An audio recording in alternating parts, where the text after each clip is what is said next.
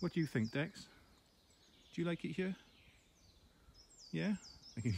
Your nose is going. What have you sniffed out?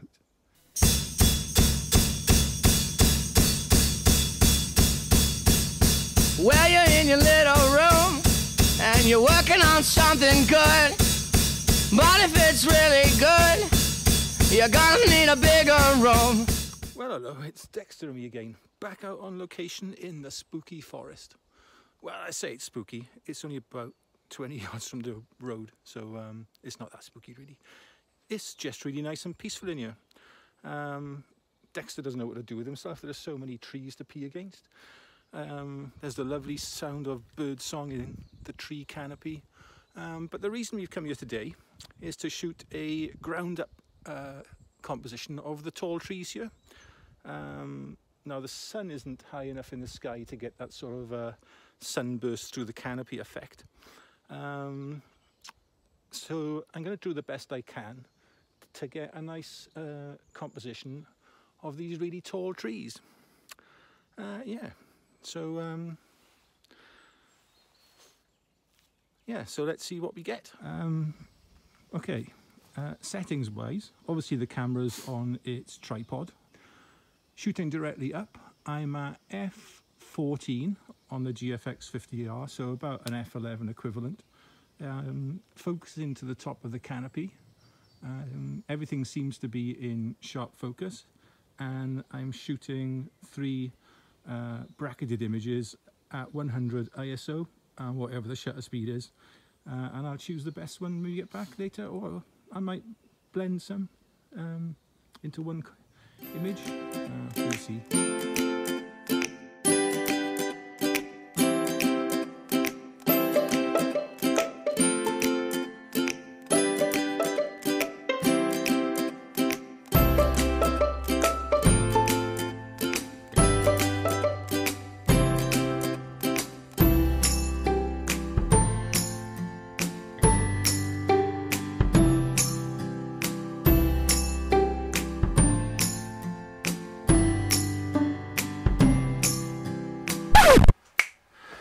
Right then, that's enough of that taking photographs malarkey. This is a photography channel after all, and you want gear.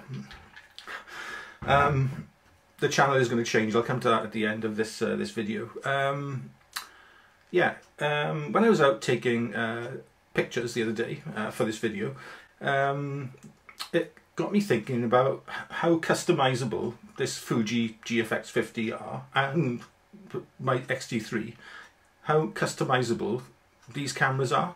Coming from Nikon, which had one customizable function button, I've now got something like, I think it's like 8 or 9 on these cameras, even more on the X-T3, ways to actually customize the camera to make it work better for you. And then this week I was literally inundated with an email to go through how I set my camera up for my needs as a landscape photographer. So I thought I'll make a quick video going through how I set my GFX50R up and my X-T3, really, to a certain extent. They're both set up as identically as they can be. Now, as I said, on this camera you've got something like, there's 1, 2, 3, 4, 5, 6 buttons and 4 screen gestures, so that's 10 customizable things, if you like. Now I tend to leave the drive button on the top as the drive button, as it's labelled as such, so that gives me 9 then ways to play about with this camera to get it exactly as I want it. And I'll go through some of those now. In fact, I'll go through all of them. In fact, there's more than that, because there's the dials as well. So I've got 11 ways. There we go. Right, the button on the front I set as the camera's built-in timer. So you got a 2-second or a 10-second timer. And unless I'm shooting something like waves where the actual moment of exposure is critical, I tend to use either the 2 or the 10-second timer. 2-second timer on firm ground, 10-second timer on sort of boggier ground, so I can get further away from the camera to stop it moving. As as I said, the drive button I leave as drive. This button on top here then, this function button, I use this a lot. I've set this up to be my electronic level. Now, this isn't available through the normal menu system. It's only a little Easter egg, if you like, if you set it up through the function button menu.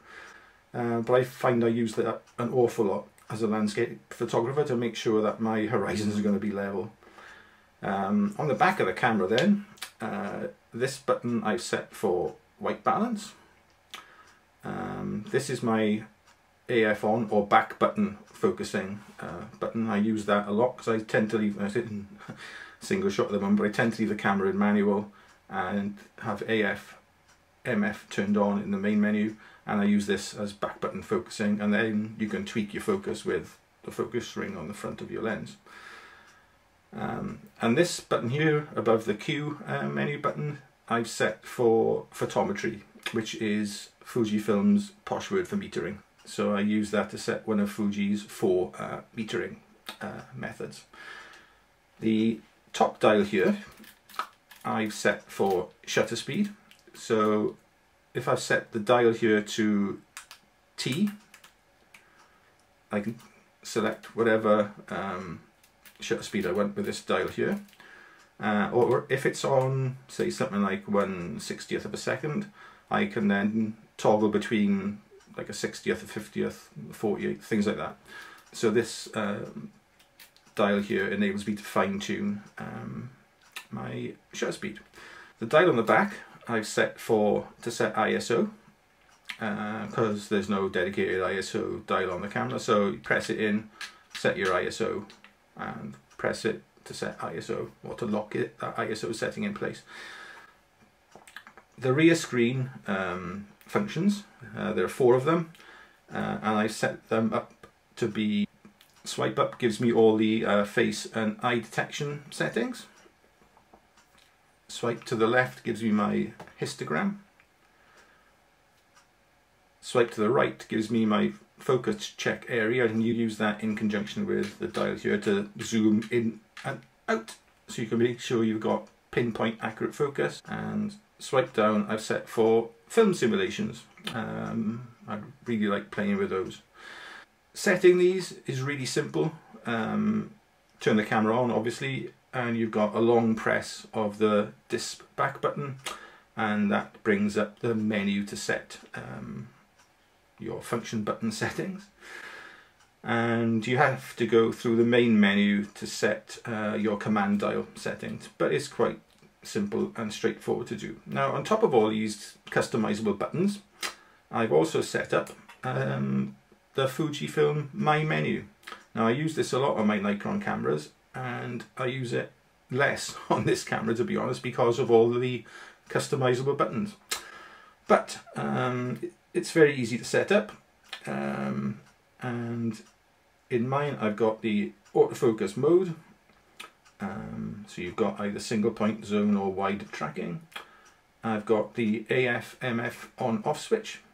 I've got image size, because I've started now shooting in RAW, which is my main sort of workflow, but I'm also shooting super fine, I think they're called, JPEGs.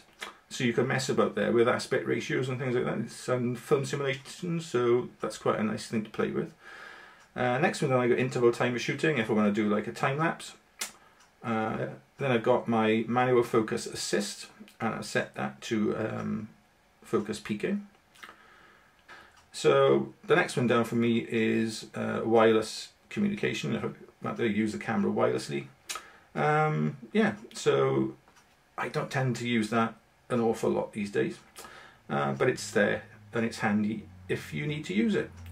So that's how I set my Fujifilm GFX50R up, and how I've set my X-T3 up. Really, it's pretty much the same, but you've got even more customizable features on the X-T3 because you've got the D-pad and you've got the touchscreen.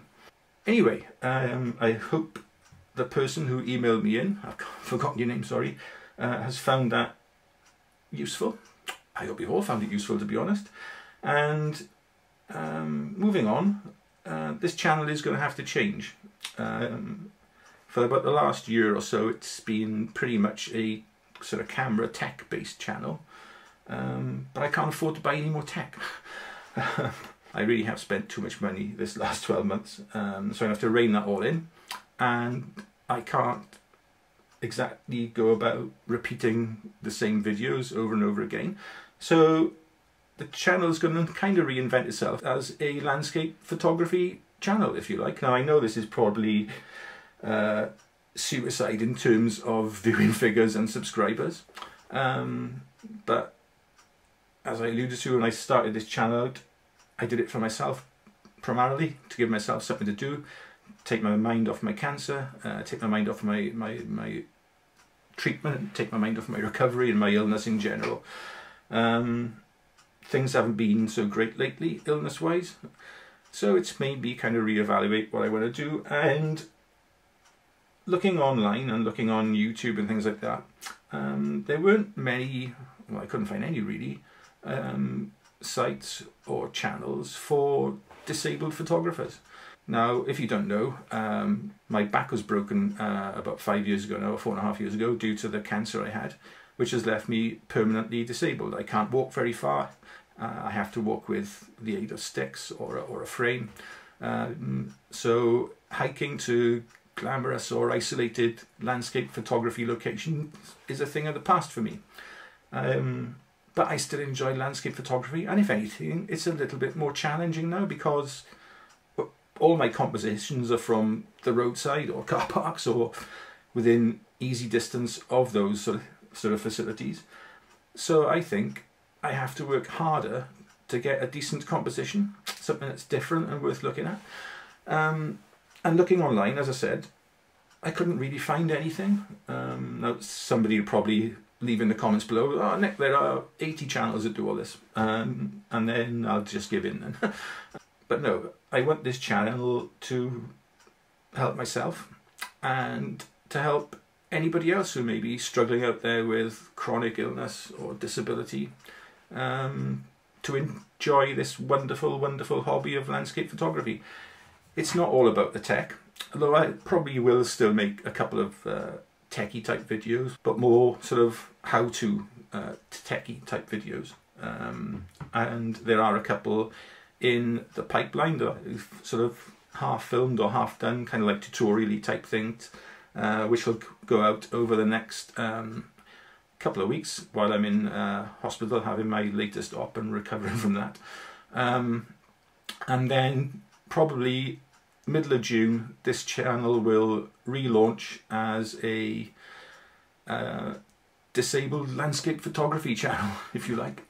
So if you watch and subscribe purely for the tech, I'm kind of sorry, but I hope you understand that I can't carry on making tech videos about the same gear that I've got ad infinitum. I can't do that all the time, and I can't afford to go out and buy anything else at the moment. But if I do, rest assured I will make a video about it. And as I said, there will still be some tech-based videos, but it's going to primarily now be a photography channel with a dog. I'm sorry, this video's been really bitty and a little bit disjointed, but I'm kind of worried at the moment about the way things are going, and until I get everything sorted out, I can't really sort of plan or think straight about the future at the moment. But one thing I do know, I want to make photography based videos, and if that costs me viewers and subscribers, so be it. The channel's not monetized, it's all just a bit of fun. I really enjoy making the videos I make, and I enjoy being out and about with Dexter making them. So that's the way it's going to go. Anyway, as usual, thanks very much for watching this awful video, and Dexter and I will see you very soon. Bye bye.